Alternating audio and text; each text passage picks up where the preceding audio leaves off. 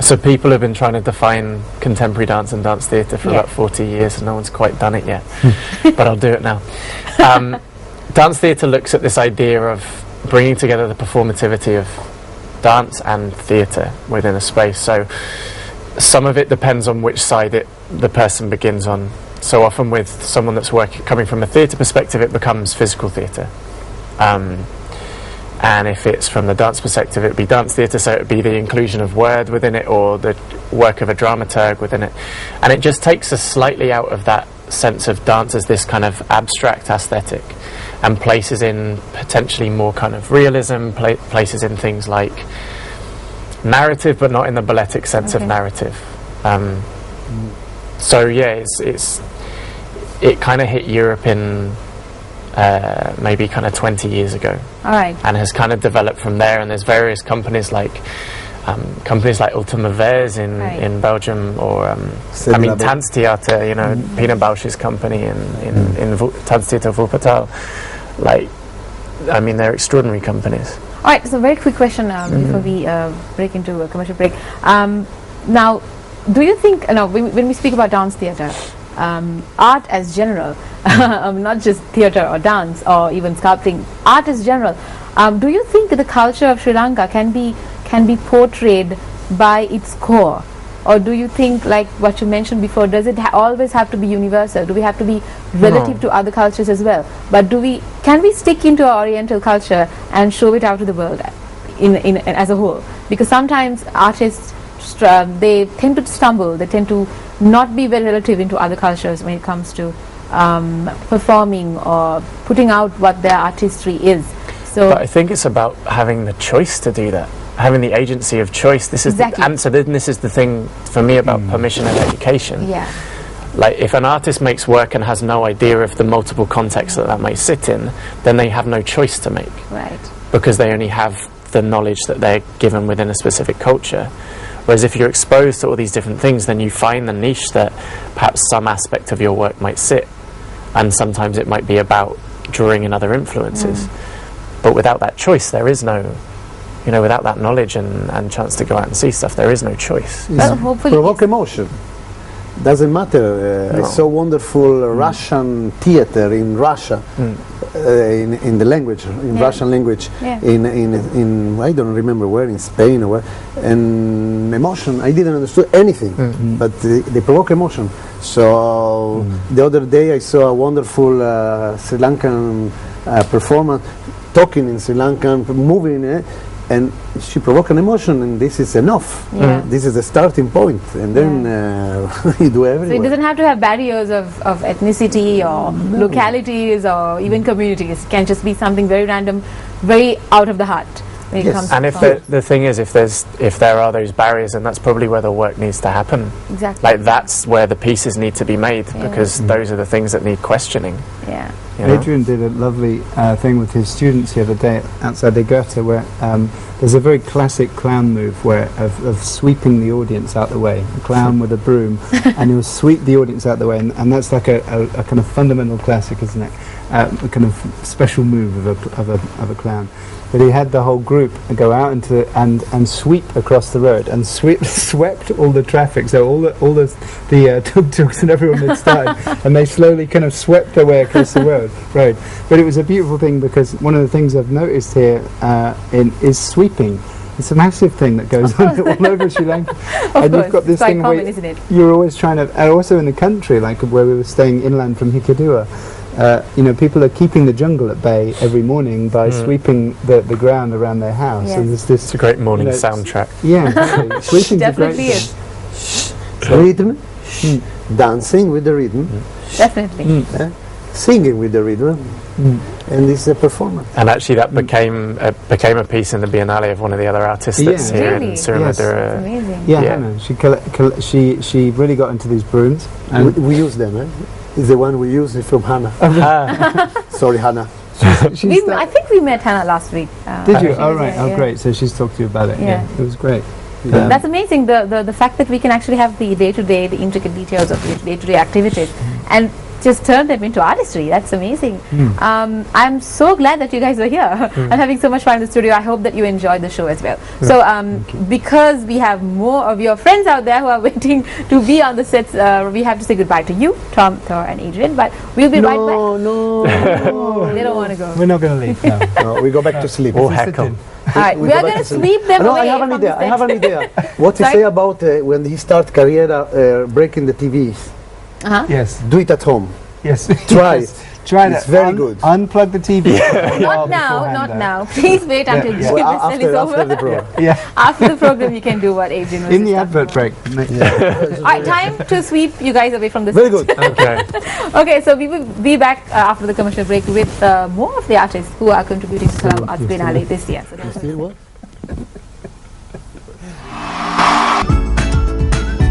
Welcome back to Good Morning Sri Lanka. You are with me, your host, Anupama. It's the 5th of February. If you missed the previous segments, do not, well, you missed a lot, but do not worry. You can always check us out online on YouTube. If you just search for MTV Sports, and our channel will be available to you.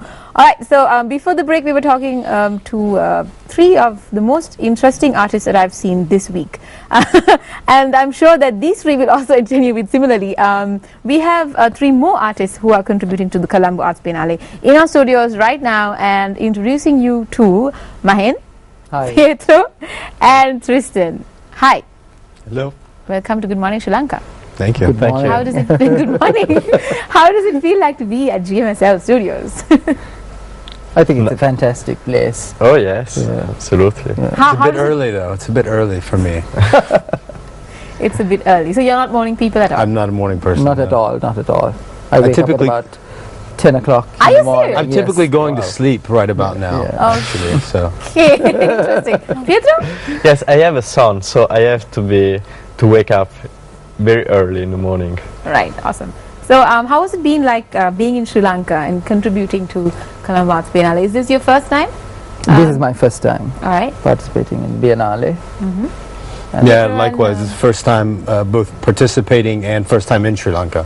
Awesome. So, how has it been? The adventures of Sri Lanka. How has it been so far? It's been fantastic. You know, the work has taken over a lot of the time and energy, which is great because the work is Yeah, you know, very pleased with the work. So I've only seen and sort of explored a little bit relative to the vast you know, richness of the country, but what I have seen has been really wonderful. All right, amazing. Pietro?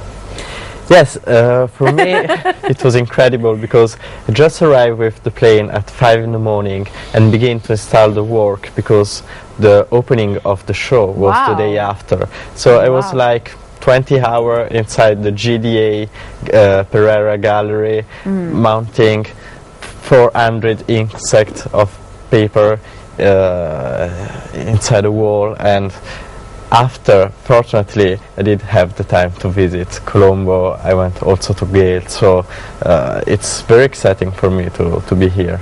Awesome. That's amazing to hear. Now the viewers must be wondering what sort of areas do you contribute in art. So why don't you just introduce yourself to the audience and tell them what you're doing. Yeah, Mahen. I'm actually initially I'm a painter, but now I've moved on to doing sculpture and installation.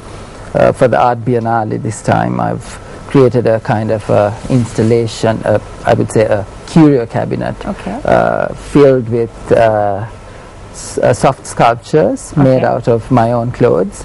Right. Yeah, and they're all sewn into different shapes and forms. Okay.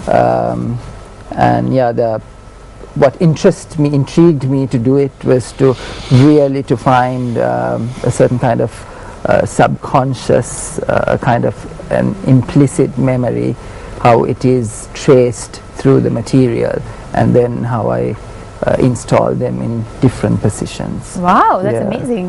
Have you been doing that sort of work? Yes, I've been actually, my work is more formal in the sense that it's a formalistic approach that I take, Yeah. and then how I explore different materials. Usually I use a lot of found objects and waste kind of complete what you find on the streets. Yeah.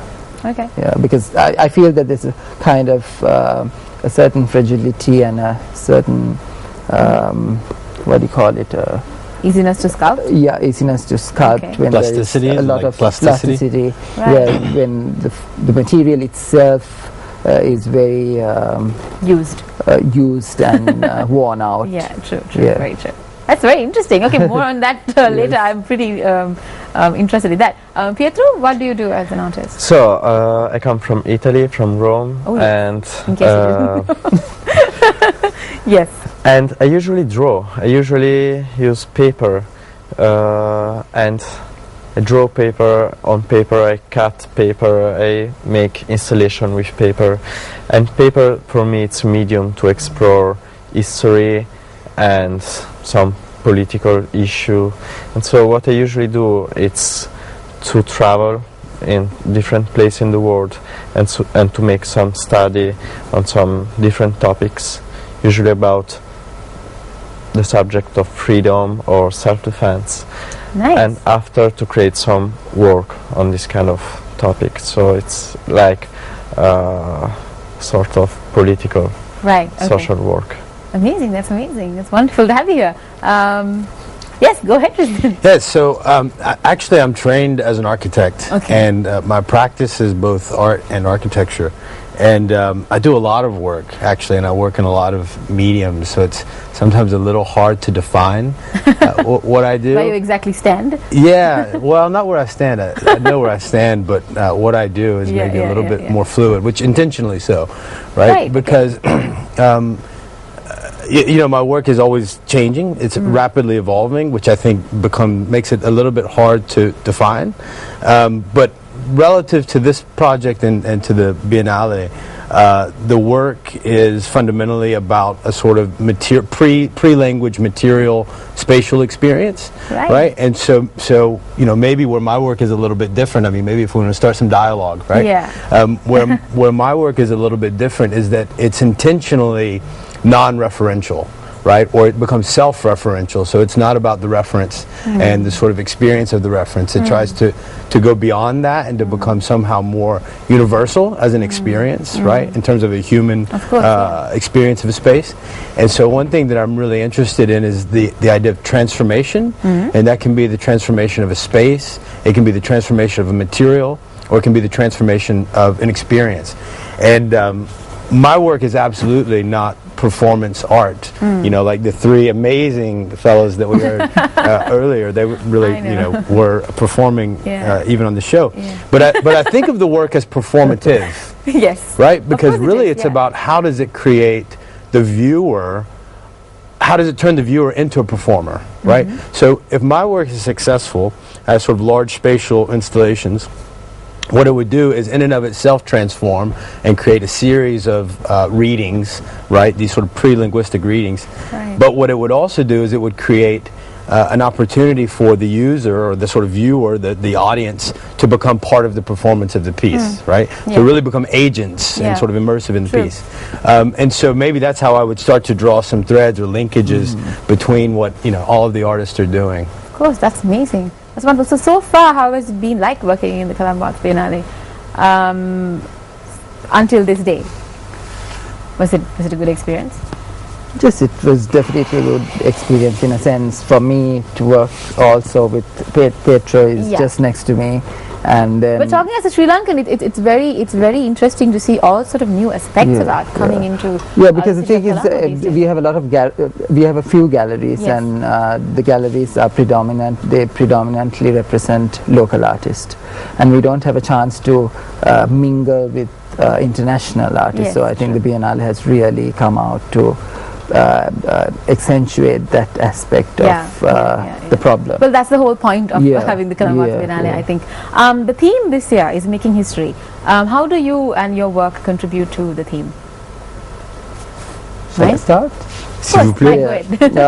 For me, I think the minute I saw the theme making history, I thought there was a strong correlation between my work and the theme, because making history, if you take it kind of the juxtapositioning of it, making is about purely doing something. I mean, etymologically speaking, it's just art, you know.